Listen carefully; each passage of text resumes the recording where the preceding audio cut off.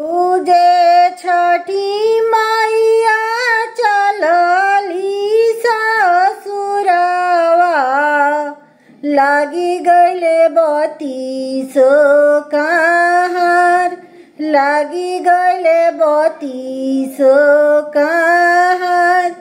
उजे छठी मैया चलली ससुरवा, लागी गइले बतीसो कहार, लागी गइले बतीसो कहार।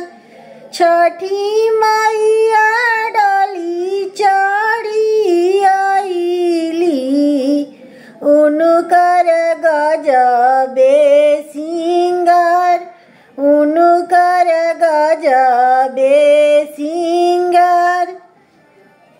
लागी गइले बतीसो कहारवा, उतरे गंगा के किनार, उतरे गंगा के किनार। उठाई ना बालमजी दौरवा, चली गंगा के किनार, चली गंगा के किनार।